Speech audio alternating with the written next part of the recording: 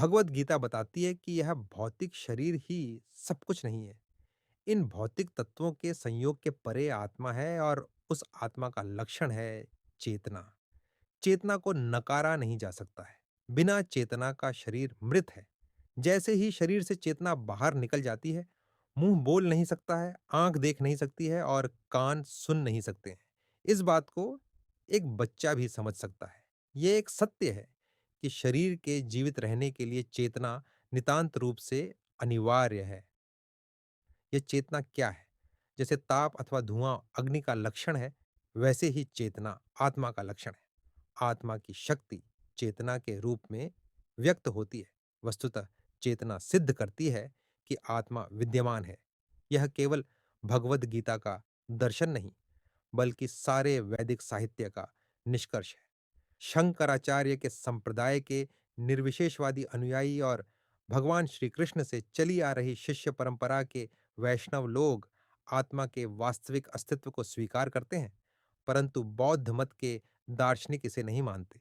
बौद्ध मत वाले तर्क करते हैं कि भौतिक पदार्थों के मिश्रण की किसी विशेष अवस्था में चेतना उत्पन्न होती है, परंतु इस तर्क का खंडन इस तथ्य से हो जाता है कि भौतिक पदार्थ के सभी अवयव हमारे पास होने पर भी हम उनसे चेतना उत्पन्न नहीं कर सकते हैं। मरे हुए व्यक्ति के शरीर में सभी भौतिक तत्व उपस्थित हो सकते हैं, परंतु हम उस व्यक्ति में चेतना पुनः जागृत नहीं कर सकते हैं। यह शरीर एक यंत्र की भांति नहीं है। जब यंत्र का कोई पुर्जा काम करना बंद कर देता है, तो हम उसे बदल सकते हैं और यंत्र फिर से काम करने लगता है। परंतु जब शरीर काम करना बंद कर देता है और चेतना शरीर छोड़ देती है, तब टूटे हुए भाग को बदलकर चेतना को पुनः जागृत करने की कोई संभावना नहीं रहती।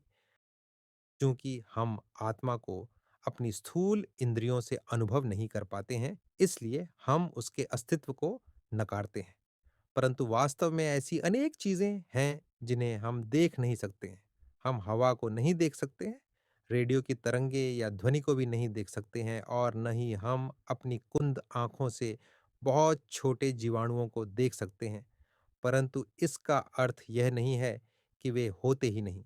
सूक्ष्मदर्शी यंत्र तथा अन्य यंत्रों की सहायता से हम ऐसी बहुत सारी चीजें देख सकते हैं जिन्हें पहले हम अपनी अपूर्ण इंद्रियों से न देख सकने के कारण नकारते थे। जिन्हों की आत्मा आकार में अणु समान है और उसे हम अपनी इंद्रियों और यंत्रों से अभी तक नहीं देख पाए हैं। केवल इसी कारण से हमें यह निष्कर्ष नहीं निकाल लेना चाहिए कि आत्मा होती ही नहीं है। फिर भी इसके लक्षणों और प्रभाव से हम उसकी अनुभूति कर सकते हैं।